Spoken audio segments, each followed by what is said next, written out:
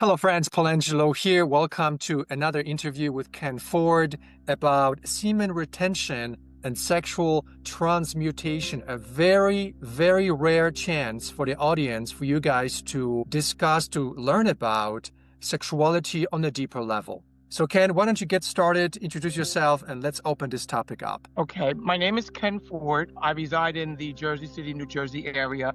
By trade, how I pay my bills, how I pay my rent is I'm a fitness professional, and I've been doing that for several decades. I also am a person that's been clean and sober for over several decades. So, I'm a gay man in his early 60s who's on a deep spiritual path of spiritual awakening, and just wanting to understand myself. Like, what does it mean to be gay? Why am I gay? What is my purpose? So how do we open this deeper dive into sexuality, especially semen retention? Because you never hear this about gay men. Everybody wants to spread semen. Nobody wants to preserve it. So how do we introduce this idea? Well, I'm going to try to take it on a macro level and then try to condense it down to the gay community. And I must say, I can't take full credit for all of this. Some of this interest in me taking these deep dives in this direction had to do with some of your content that I've been looking at over a year. One of the things particularly you spoke of, I can't remember the exact video, but it was about different ages that we live in historically, different dispensation. And you spoke of, maybe you'll remember specifically what video it was, about the age of decadence. And how, when you look at the 1930s, 40s, and 50s, it was more conservatism, maybe almost too much so. There was a lot of conformity, a lot of rules, a lot of stringentness. And then upon the 60s, with the hippies and the free love and the flower children, and this was taking place just on a macrocosmic level, predominantly in the heterosexual community, because you also had the women's empowerment movement. So a lot of stuff was going on in the 60s, but a big part of that was the pill. The pill had not too long ago come out for women, so women were able to express themselves sexually beyond their menstrual cycles and other things that had kept them in a container, so to speak. So there was this explosion onto the scene, and we've seen that. And so when you were talking about that before, about having now probably 60 years, 50 or 60 years in the age of decadence, and how we are now in another spiritual awakening. I don't know if we're on the tail end of the age of Aquarius and we're moving into another age, and we are coming to where we're hitting a spiritual and emotional bottom with the sexual expression. Have as much sex as you want, with whomever you want. No shame, no guilt, just, a free for all. And I think at some point that might have been needed, or that's sort of like the rebalancing of the energy of humans coming out of the 90s and 50s. But then it's like we were like children at play. We never wanted the party to ever come to an end. We were at the carnival and we never wanted to get off of the Ferris wheel. And we know that in life and in spirituality, there's always balance. There's always ebb and flow. So at points and times, the party has to come to an end. We have to become emotional adults, right? Spiritual adults. We go from infancy to adulthood. And then through that, we evolve, because that's what let me be clear. That's what, in my humble opinion, and what I've read from all of the spiritual masters, is we are here to evolve and come into a full spiritual awareness of ourselves as the divine, God through us. As gay men. You talk about gay men. Gay men. That's what, everybody, but yes, gay men too. We're human beings too. See, this is the thing. I know that we have to categorize ourselves because we do have same-sex attraction, and that is a part of who we are, but we're spiritual first. We're part of the human race, even if some of the human race wants to disown us. Regardless of whether they want to disown us or not, we are a part of the human race. We have a place here on the planet. We belong here on the planet, have a place. We've always had a place at the table. We still do have a place at the table. I think that we've lost our way to some degree, but it doesn't change the reality of who we are as human beings. So let's talk about the journey from decadence to discipline, as you mentioned in the outline you sent to me for this conversation. I know, right? From decadence to discipline. That's a title for a workshop or something, right? Well, I won't go too much into my journey, but I do. It's interesting because we're saying from decadence to discipline, but I think many gay men, I speak for myself and a lot of friends that I've talked to, is in the beginning, even when we realized that we had same-sex attraction, our daydreams and our fantasies and the ideas that we allowed ourselves to go into when we were young boys or kids about another young man that we may have had a crush on or was interested in was not about sex. Most of us, if we can go back, if we can remember far back enough, our first crush or our first love that we had in whatever, middle school or junior high or whenever it was, I know for me, my fantasies about that person or my attraction to that person, my initial thought or go-to was not of eroticism or sexuality at all. It was an attraction. So didn't even come into my mind until much later. Yeah, before we continue, let's explain what semen retention is and this concept of sexual transmutation, because this is the headline, this is the topic for our conversation, and some audience may not be clear about what that even means. So let's explain that and then come back to the journey from decadence to discipline. Okay, that makes sense. Yeah, well, in short, sexual transmutation, let me say first, to dispel the myth, it's not celibacy, although it can be practiced as celibacy. Celibacy is an individual choice, but basically it is using your sperm, your semen, your ability to ejaculate it, and being more conscious about holding it for periods of time and using the energy that we typically call arousal or horniness, and using meditation and breath work and visualization to regenerate that energy for spiritual enlightenment, physical purification, a creative flow, and gaining mastery over when you ejaculate, if you decide to ejaculate. So you are in control of this energy, because this is an energy that literally creates life. So what's the physiology of that? Yeah, it could create another human being. So typically when you say that to a gay person, they will be surprised, because in society we are told that the moment that you have arousal and erection and you want to jerk off and come, that you want to let that out, so the energy comes out and that makes the person feels more relaxed. So what would you say to someone who says that? Well, that's the great misnomer or lie about it. I mean, I think people they've never heard this before. So it's something that, most people just don't know about. Exactly. Like I said, the last 60 years has been the push, the propaganda has been that freedom lies in not practicing temperance. Like, Paul, you don't even hear words like that thrown around much anymore. Temperance, being able to control or direct energy. So yeah, I mean, pretty much we're told, I mean, there's all kind of myths out there around that, but there are larger and larger communities of men, gay and straight, a brotherhood of sorts, who is aware of. These are very old, ancient practices that have kind of been lost from time of late. So I'm not really speaking about anything that's new. It's something that's having a resurgence, but it's by no means new. If anything, it's very ancient. And then when you look into all of the religions, even the Abrahamic religions and the Western religions and all these different philosophies, you will find semen retention and sexual transmutation as a part of it.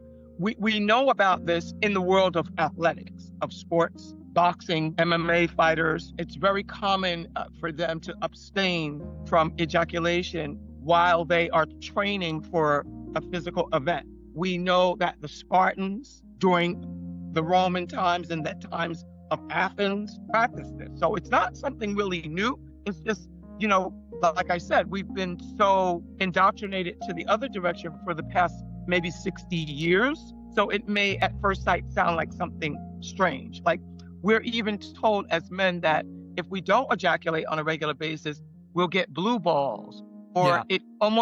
you're actually being told the opposite, that it is physically and psychologically and emotionally detrimental not to ejaculate all the time. But when you do, every time you ejaculate, you lose energy, right? If people really think about what in heterosexual sex, what happens when the sperm makes contact with an egg, there's an electrical explosion that takes place and it can create life, literally life. So it is life force. And from a physiological perspective, what I've learned about this, because I also listened to the video that you sent to me, the brahmacharya,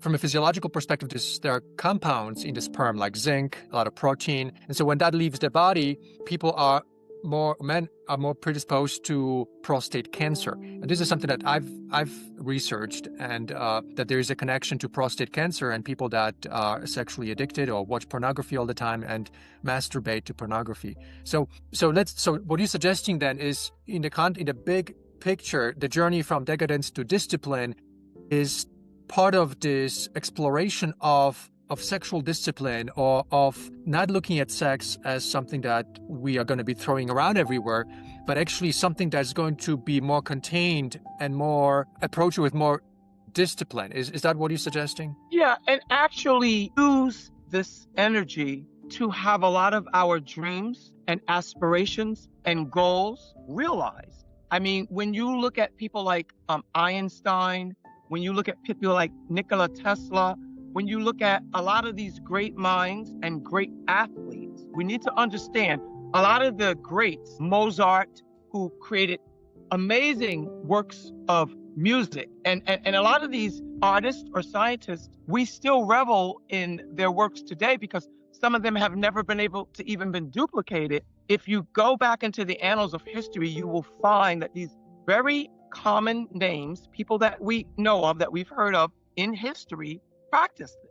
So I would say at least, it bears out not being so quick to dismiss it, to at least keep an open mind.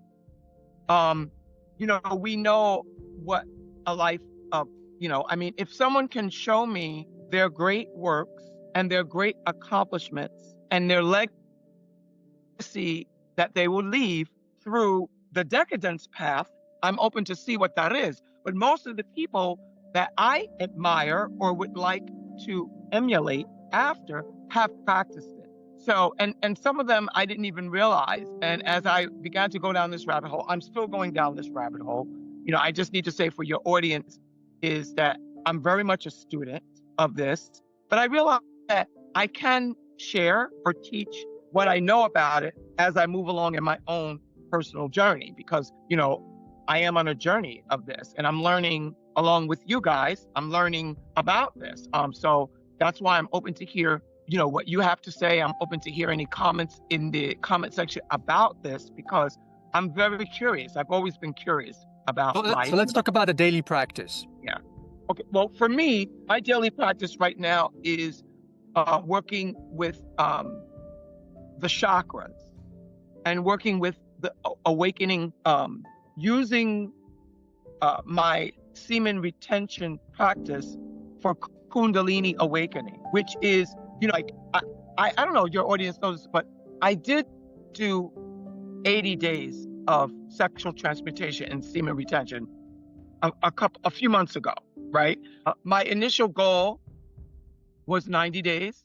And so I broke it and I had a release 10 days shy of the 90-day goal. But I must say and share that even in the 80-day, on the 80th day, it was a conscious decision to experience a release. And so it wasn't an error. It wasn't like, oops, I made a mistake and I came on myself. And I wanted to experience that. I have been experiencing that with my partner because a part of semen retention isn't necessarily not engaging sexually. It can mean abstaining from sex altogether, but really each practitioner sort of gets to craft what it means for them. It does mean holding your seed, holding your energy, but I had practiced a few times edging with my partner, bringing myself very close and then pulling back and not ejaculating. So I experienced that a couple of times leading up to 80 days. And I had not ejaculated for 80 days. And on the 80th day, I could have held it. I felt clearly like I could have. And I felt a sense of empowerment where I said on the 80th day, it's okay, I want to experience this. And then I allowed myself to go there. So there was control even in that. I was very conscious. I wasn't trying to escape from the present moment. I was very present there with the person that I was with, and it was a conscious decision. And it was an amazing experience. So I don't have any regrets that I didn't make it to the 90 days. Let's come back to the daily practice, because that's what the audience wants to know. How do you do Well, this? the daily practice for me is I meditate anyway, whether I'm doing semen retention or anyway. So my daily practice is I wake up every morning at 3:30 in the morning. I drink a glass of water. Many practitioners take cold showers. So I do cold showers, and then I move right into meditation. So my breath work that I do is I inhale for 4, I hold the breath for a count of 2, and I exhale for 8. And when I exhale, I make a vibratory sound inside of my chest down to my solar plexus. In the exhale, it's like almost like a growl, but it's like vibratory. And I'll do several rounds of that. And in my visualization, I'm visualizing the sexual energy moving up through my spine to the top of my head and back down around, and exhaling with the sound that I just demonstrated for about 10 minutes. And now that's my morning practice. So let me just pause you for 1 second. Yeah. So what I'm hearing you say is that in order for the semen retention to be possible, in order for the sexual transmutation to be possible, that somebody has to have a daily practice of centering and transferring the sexual energy from the genital center or the genital chakra, which is the chakra next to the root chakra, which is the spine, and imagining or visualizing that energy from the genitals, basically, it's going up through the stomach, the solar plexus, through the heart, through the throat, sometimes even through the third eye, into the top of the head, the wisdom center. And by sending that energy up through the spine, then that horniness gets neutralized, or it doesn't happen with such intensity later. Is that what you're suggesting? Right. Well, what it is that you're consciously directing it. You're not being an unconscious person. Like in the 80 days, every man has a rhythm. But if he is addicted to pornography or masturbating quite frequently, I know some guys that masturbate 3 or 4 times a day. Some guys masturbate.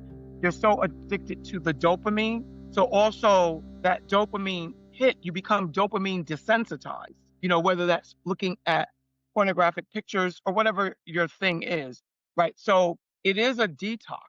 It's a detox away from all of that. And it's taking the energy, what we guys call horniness. Oh, I'm horny. What does that really mean? Most people never stop for a moment to sit with that. We, like you said, the knee-jerk reaction is to immediately take care of it, do something about it, as opposed to breathing into it. So what I'm doing, and what sexual transmutation practitioners are doing, it is recognizing it as the energy that creates worlds. You hear what I'm saying? This is really not a small thing. We have trivialized it, but it doesn't mean that it's trivial. Your sexual energy, everything that you see in the world, anything that is solid, or your dreams, your aspirations, all started out as energy. And your sexual energy is a creative force, literally a creative force. So what we're doing through the breath work is, instead of releasing it out onto the floor or into our hand or into another person, we are taking periods of time out in our lives and regenerating that for spiritual ascension. It's to fortify and edify your body physically. You become more muscular. Your voice starts to deepen. And this is something you can measure. Your testosterone levels start to rise. This is the virilness of a man, whether you're gay or whatever your sexual attraction is. But we have yin and yang, and so Eastern philosophy calls it your chi, your life force, right? So we're taking that and like a wheel, pulling it up through the spine, bringing it back around. It's almost like a wheel, right? And as you do it, you are ascending higher and higher in spiritual consciousness. It's a more powerful way of making a conscious contact with God. So let me set up a situation. Let's say that I'm super horny and I'm about to open a website and masturbate to porn. At that moment, how does this knowledge help me? How do I intercept that desire to masturbate with the techniques that you have learned? Well, I would say for me, the first step was I did not try to practice semen retention or sexual transmutation at all. I allowed myself, because whatever you resist persists. So I allowed myself to be exactly where I was, and I found the topic or the subject calling to me. So I always start with reading and educating myself. I don't immediately try to jump into something with both feet and immediately try to change lifelong habits instantly overnight. So for me, my own personal journey was I just found myself attracted to the subject. I knew that the benefits that I was hearing taunted that were benefits that I wanted. And the more I read and the more I went, I didn't try to stop ejaculating. The more I read and the more I went down that rabbit hole, I could feel my excitability to try it rise very high.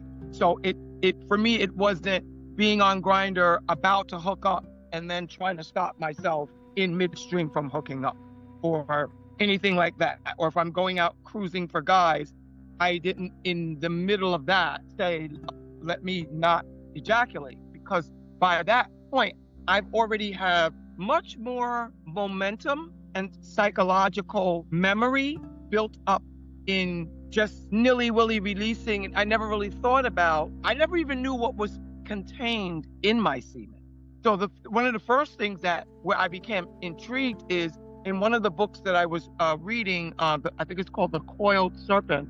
But most of these books on semen retention, just so many of them that you can go on Amazon and get, they start out interesting. Like the first few chapters is all about physiology. Usually the books start out with physiology. The spiritual part of it is usually at the end of the book. Interesting enough that's how they do it.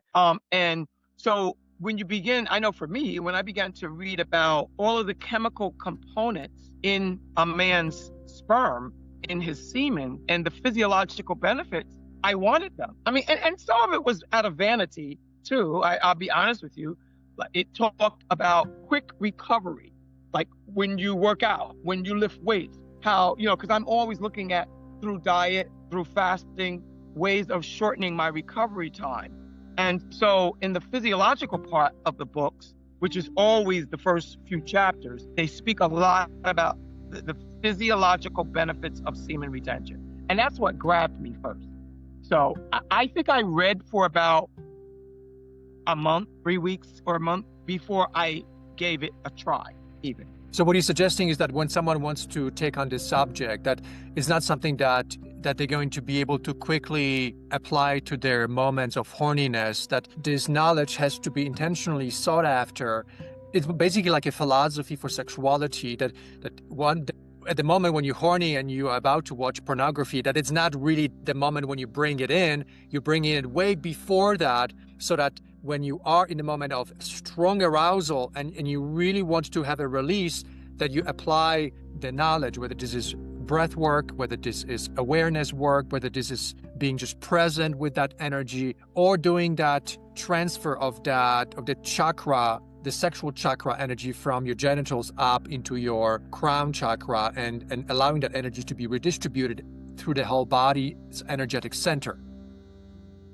Most definitely, yeah. And it talks a lot about community. It talks about finding brothers or a brother, or it talks about the detrimental effects of not educating yourself first. Some of the topics in the various different chapters talks about when you have a slip, like maybe you might start out with something a lot less aggressive and say, I'm going to try this for 14 days, like say, for example. And if you only make it to day 10 or day 12, how to psychologically look at that and how to view that, because most men will have slips. It's not a one-off die or try. Like, even like I said, my goal was 90 days, but because I had read about even how to handle a relapse or a slip,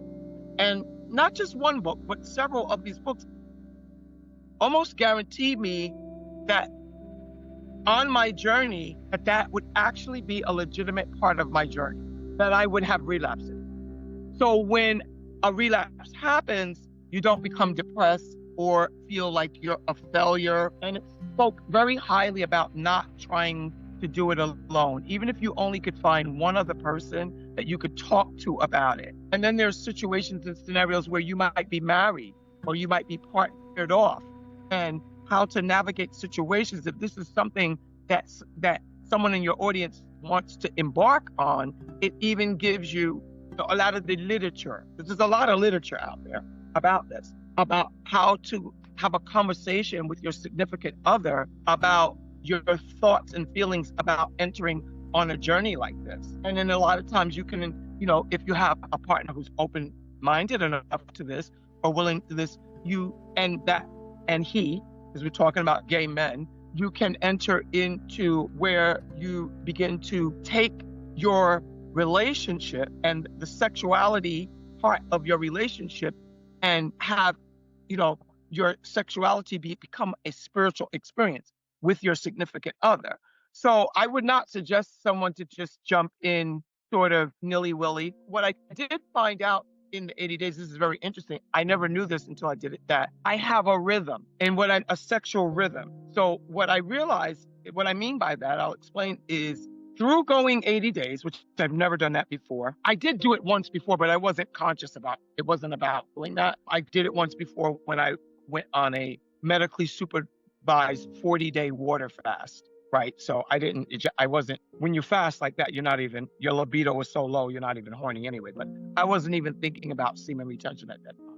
So I kind of don't count that. But I realized that every 14 days, a very strong wave of sexual arousal comes over me. And I mean, I don't have to, I'm not really a big pornography person. And again, no moral judgment. I just never have been into porn. I've never been a big masturbator, even as a teenager. I just always preferred to have sex with human beings. That's just my thing. If that's a fetish, that's what my fetish is. So I never really got into imagery and stuff like a lot of gay men. But I realized through the abstinence of 80 days, wow, every 14 days, that's when I strongly want to have sex. My rhythm is twice a month. And interestingly enough, a lot of men don't realize this because they've never explored it, that we have cycles similar to what females have. Females have a menstrual cycle, but men have a cycle too. Obviously, we don't bleed, but we have a cycle where, because this is all around evolution and procreation. This is really around sustaining human life, the human race as we know it, and evolution, right?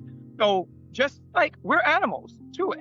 And I tell people, animals don't really have sex for pleasure. The women or the female species of any mammal, there's certain times throughout the year where they are in heat or they're ovulating or whatever. And the males know when that time is. And then the male pursues whatever the species is, the counterpart species. And interestingly enough, if you look at human evolution, females are human females. They can't get pregnant every day of the month. There's a certain time when they ovulate, right? And there are pheromones, like even the scent that we can smell, that they can smell, is for a certain time. Now, I know that that's very controversial because we've always been told that, well, no, sex isn't just for the procreation or the proliferation of the human race. There was a period of time where that was more popular, and then it shifted to, no, sex is for pleasure too. And we all nodded and agreed and shook hands and just went with that. The deeper I go down this rabbit hole, I'm beginning to push against that. I mean, it's almost scary because I know people will have a reaction to, what do you mean sex isn't for pleasure? Of course, what else is sex for? But that's not If it is for pleasure, I can entertain that, but that's not the primary reason that it is for, right? So let me ask you this.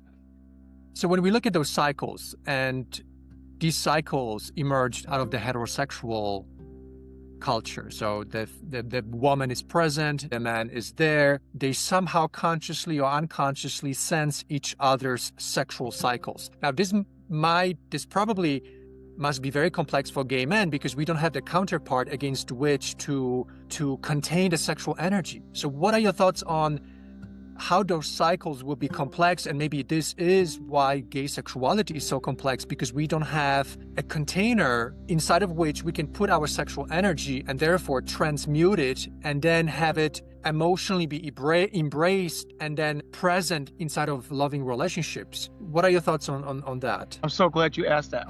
So again, I'm just going to speak from a spiritual place. I will say, if someone is looking for scientific data and controlled studies and double-blind studies, I don't have them for this. So if a person wants to chalk it up to be anecdotal, that's fine. But I am speaking from a spiritual place.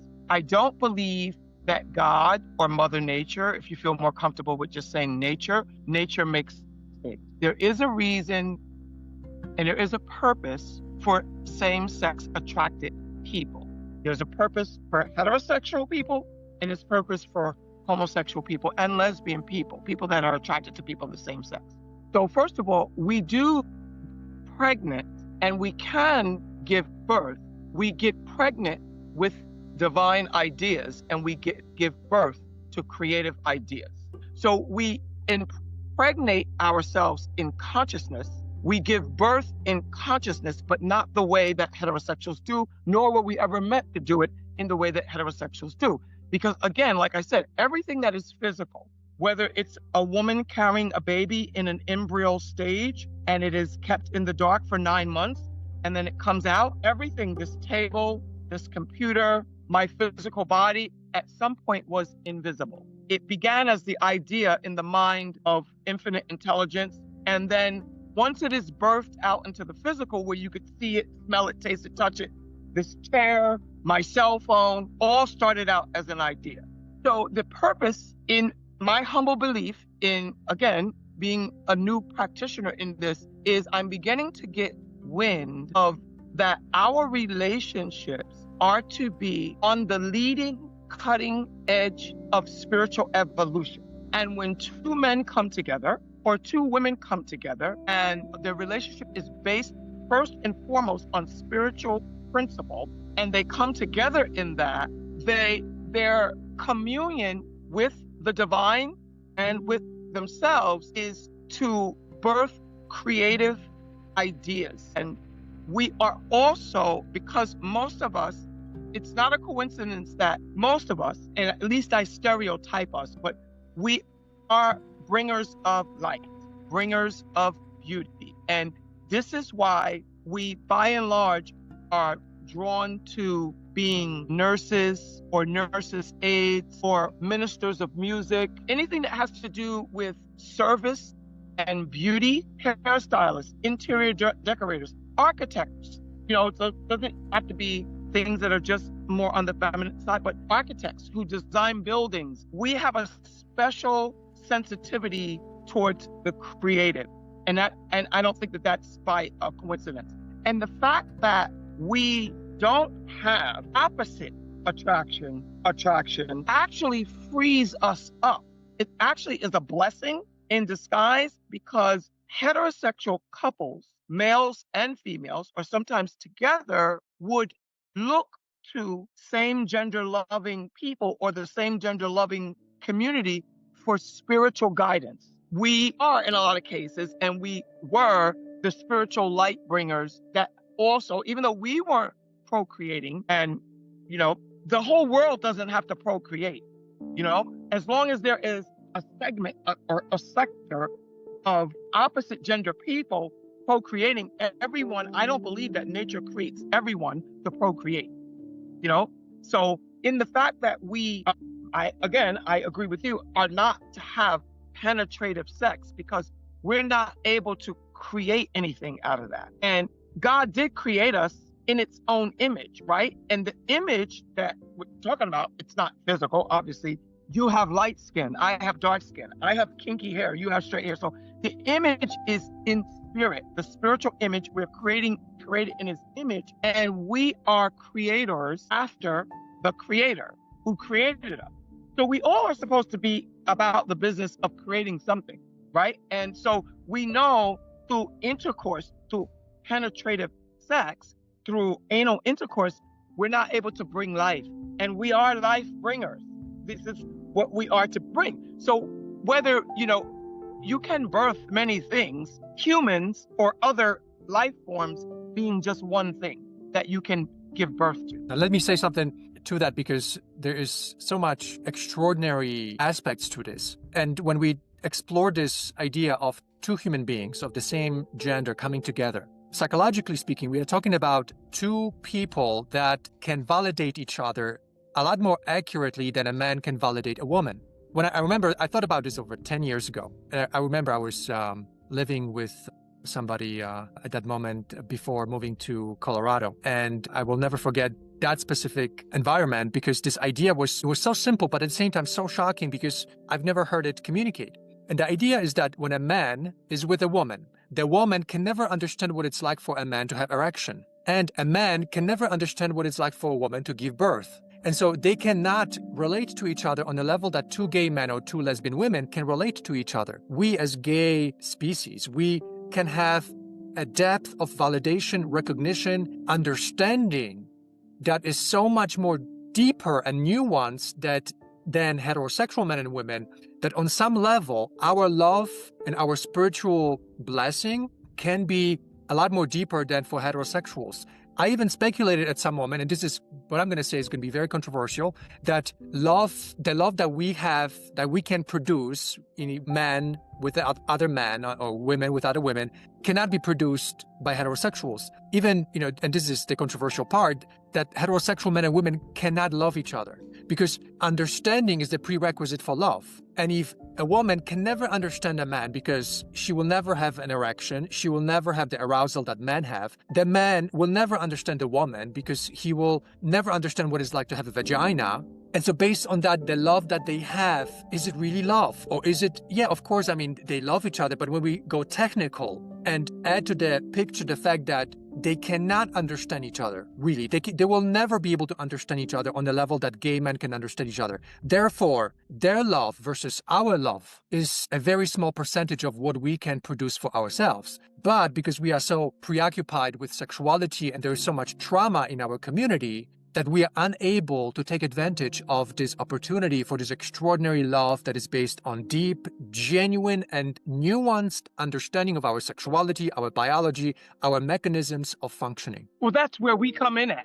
That's exactly where we come in at. And that's where historically we have come in at. And that is the thing. Everything is upside down. A lot of things are upside down. The truth of the matter is, people look to biblical texts and other texts like that and say, well, you're an abomination, or like we're purposeless. So you're saying that God created, many people that are this way, the way that we are lesbians, the way they are, and you're telling me there's no purpose? Like the same thing, like where, for years, and I don't know where the medical community stands on this, but they would just take people's tonsils out nilly-willy because they would say, well, we've searched the anatomy through and through, and there's no purpose for tonsils.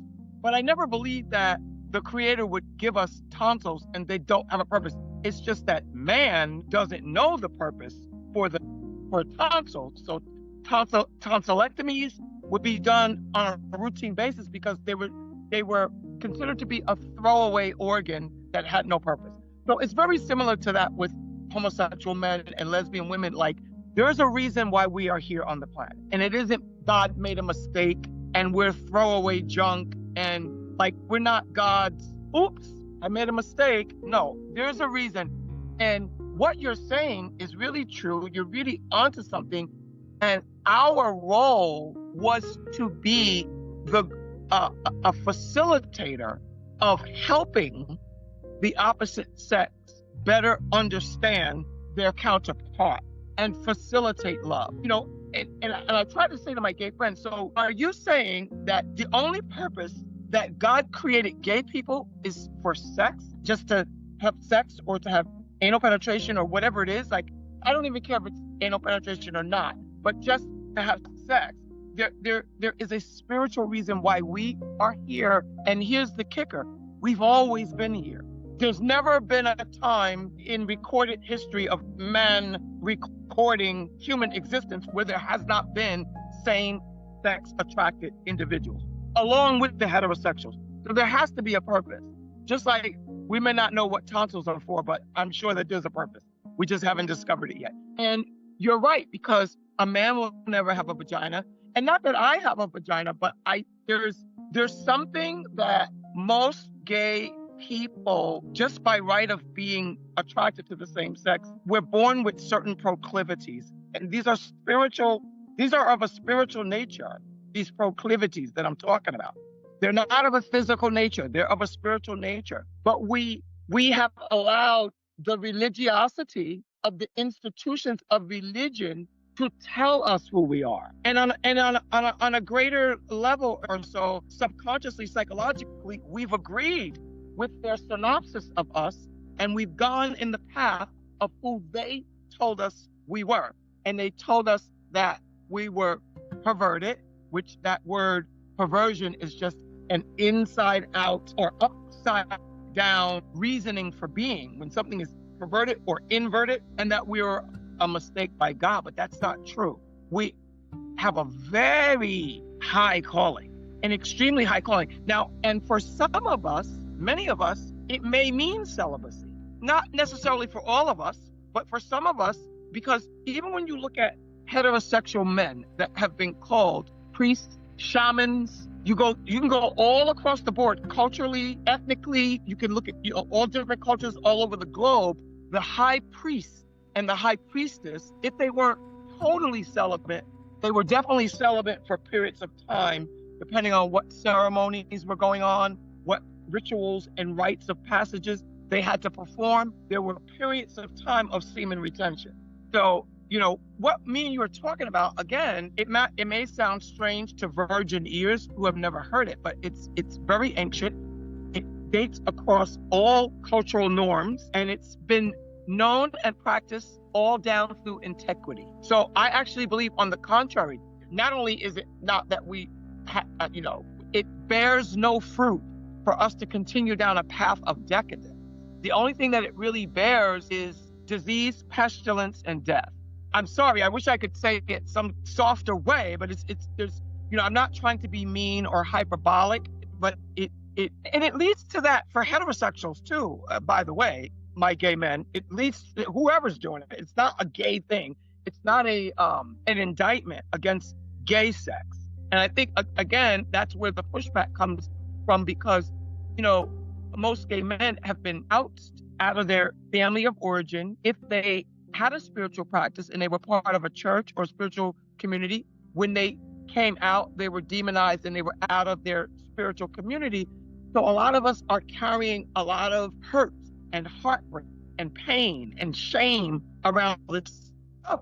I know it's not true. Through my meditations and through what is being revealed to me, I know it's not only is it not true, but our calling is of one of the highest spiritual, cutting edge, leading edge community of people. And we are experiencing what we're experiencing is because we're not just not answering the call, we're actually going in the opposite direction, where everything is physical. Everything is the base chakra, the genital chakra. Everything is the lower chakra. We have to move up and work with spiritual awakening and chakra awakening.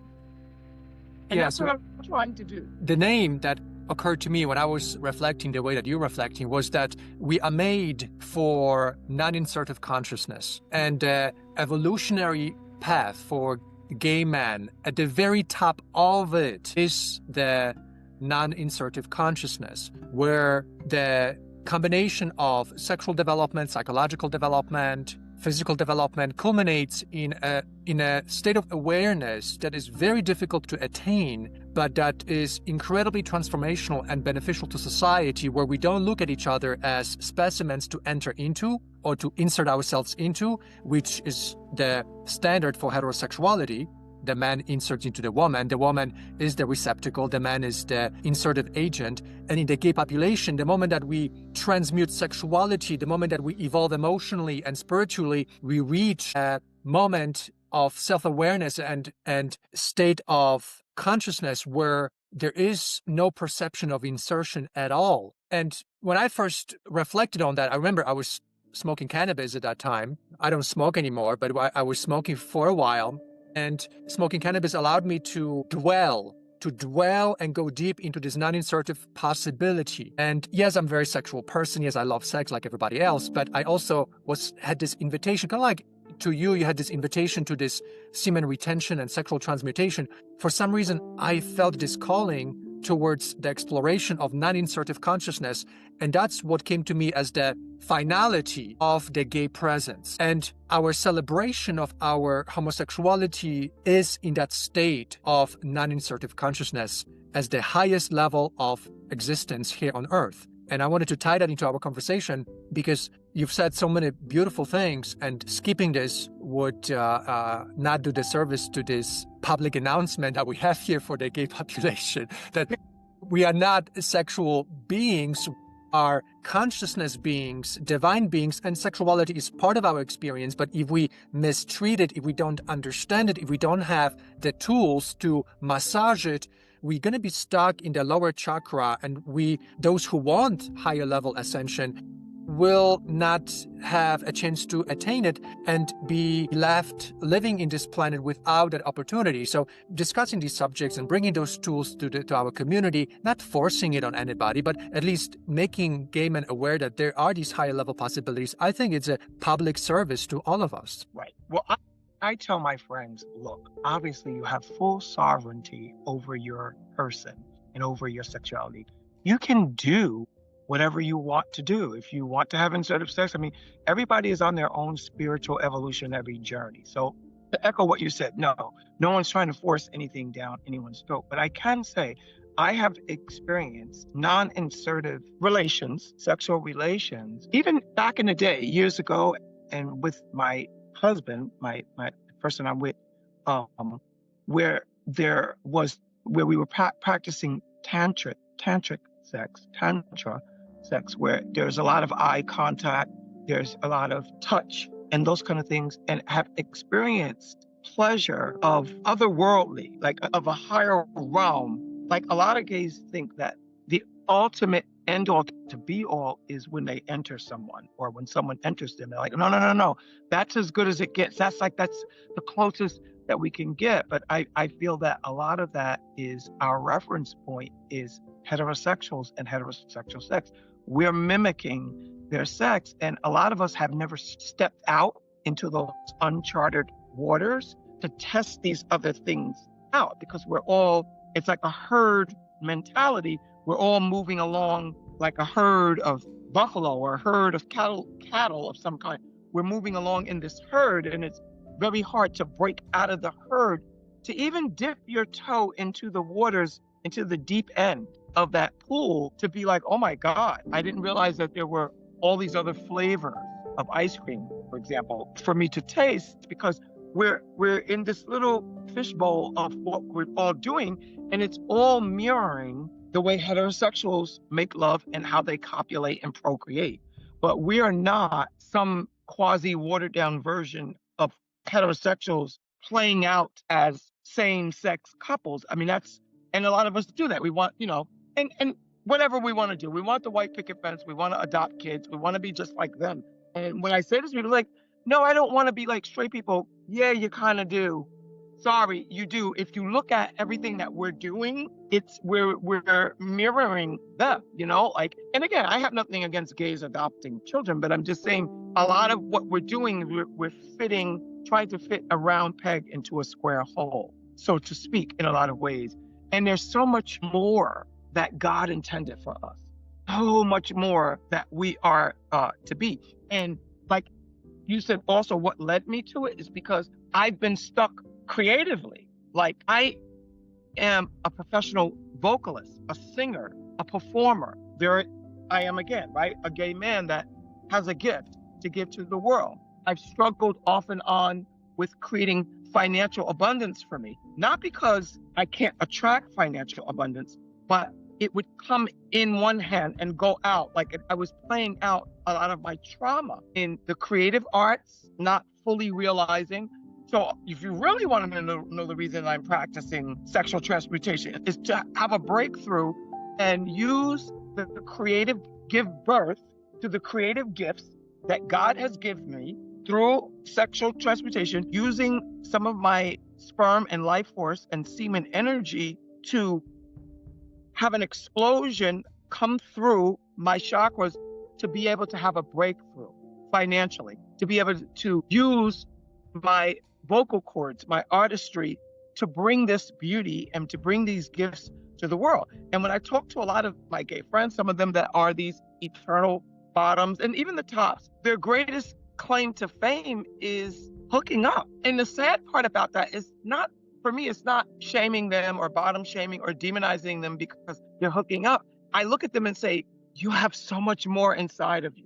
You did not come to the planet just for that. So it's a very loving call. It's the opposite of shaming. It's actually, you are not living up to a tenth of your potential spiritually. You just spinning your wheels in the hookup culture. So, we all have gifts and talents. And I think that that's what I would say to a gay man who's stuck, or even a lesbian woman who's stuck, is, do you have a spiritual practice of some kind? What happened to your relationship with God? Are you not speaking? Are you not speaking to him, her, it, whatever you want to call it? I don't think it cares by what name you call it. But have you not prayed lately, or whatever your form of communication is? Are you communicating with a power greater than yourself?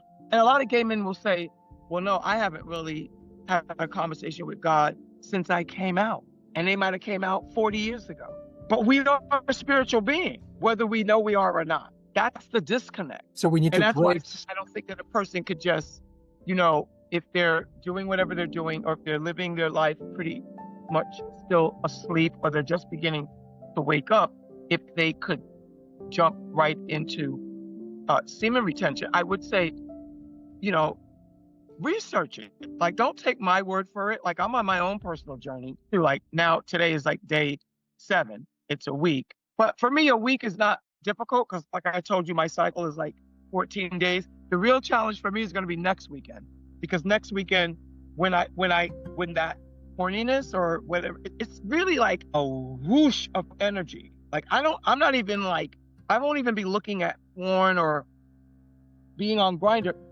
I could be in my work day and I'll just be like, wow, I'm kind of horny. Like, it comes upon me like a cycle. That's why I call it a cycle. So for me, my cycle is due like next Saturday, but I'm preparing for it. Like, I'm actually excited about it, because when that happens to you randomly, they give you hacks or tips. Breath work is one of them. Cold showers, or you can start out with a hot shower and then the last few minutes turn to cold. Physical fitness is great. This is why fighters, swimmers, people that are athletes, I'm revving up all of my physical fitness. So as I'm moving on this journey, like if you're exercising 3 times a week, it's suggested that you change it to 4 times a week.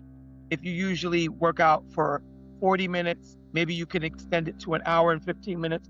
So when I feel that feeling, I'm going to breathe through it. And then if I still don't feel it dissipate, I will go lift weights, and I will channel it into the weights, literally channel into that.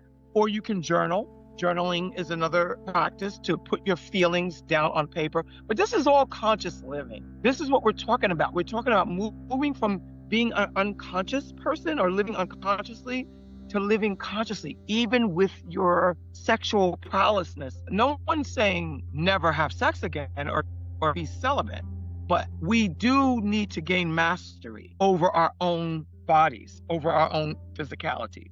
It should not be dictating to us. We should be able to say when we are going to release, and when we're not. And again, I've had sexual relationships with my husband where I go into it and I say, tell him I don't want to come. I've never done that in my gay, my early gay life. It was just a given. Like, oh, isn't that the point? So here's the thing. Here's a thought could leave with this is a sexual relationship or interacting with someone where it is non-ejaculatory. Wow, there's a concept. Non-ejaculatory interaction with another human being where the purpose becomes not to actually ejaculate. Because usually especially us guys, everything is on the outside, genitals on the outside. Women are physiologically designed differently. That's why typically you'll find, by and large, lesbian relationships tend to last longer. Sometimes they could be more physically volatile, but they last longer typically than men because they're hardwired differently. Yeah, a lot of even after the 80 days, oftentimes I will go into a sexual interaction, and my objective is to almost get to that point. Then when I feel that, and this is going to maybe this might sound crazy to some of the audience, it depends on what my goal is. When I actually do come or I don't come, I will visualize financial abundance in that moment. Like, I'll visualize like something that I want to create, or it may be seeing myself on stage, singing in front of a large audience. And so I'm actually in that moment not focusing on the person that I'm with. If they knew that, they might feel bad about that, but like, I don't really care. Like, I will take the energy and I'll visualize something that I've been wanting to give birth to bring, because that's all birth is, right? Bringing it into the world, putting life on your dreams, wrapping your dreams up in flesh and giving birth to it, And so two gay men can give birth to many things. That's They wonderful. can have children of their own of a different kind. We can create organizations. We can create movements. We can create communities where we serve other people because we don't really have the issues. And this is also too why, that is behind the phenomenon of the gay guy and the girlfriend. Like how women typically have a gay guy friend, his bestie, or back in the day, used to call them fag hags. I never liked that word. It sounds derogatory, but like the girl that was always attracted to hang out with the gays and women would tell me, they would say like, well, it's like, I can't have these conversations with my boyfriend or with my husband. And I like the fact that you're not trying to fuck me. You're not trying to get in my panties. And I could tell you, like they long to have that type of communication that they have with a gay guy with their boyfriend. But like you brought up, they can't understand each other and then I have straight guy friends. I have a lot of straight guy friends who ask me about their girl when she's acting in a particular way. And I typically know what she's feeling and I can help shed some light on it. I'm sure in the 30 some odd years that I was a hairstylist, I had so many women over the course of that time sit in my chair that I've saved a lot of marriages without even knowing it. Wow. Because of I'm in two worlds. I'm in touch with the feminine, I'm in touch with the masculine, and I believe that is our purpose. And I don't blame some of the straight people that like, well, you guys are, having anal sex with each other, but like even some of the straight community, I think, is perplexed. Like, well, you're not really making a baby out of that. So like, what's going on with that? Like, and that's because everybody is topsy-turvy around that. Even the gays. And the truth of the matter is, they're kind of right. Nothing is being birthed out of that. Yeah. So in closing, what I'm making sense because it's so raw for me right now, Paul, and new. I don't know if I have the proper vernacular to try to describe to your audience what I'm saying, but it's coming from love. I hope they can feel the love. It's not coming from a place of damnation or anything like that. It's coming from a place of clarity. Yeah, it's beautiful. I definitely feel the love. So let's close our conversation, and then for those who want to reach out to you, how can they find you? You can email me at ken.bodyforlifefitness gmail.com, and I'll respond. Perfect. So I'm going to put the information below this video. Thank you for this amazing conversation. I'm looking forward to talking Thank to you you. soon. I've learned a lot from you too. Like, I'm learning from you too as well. So thank you. Thank you, Kenny.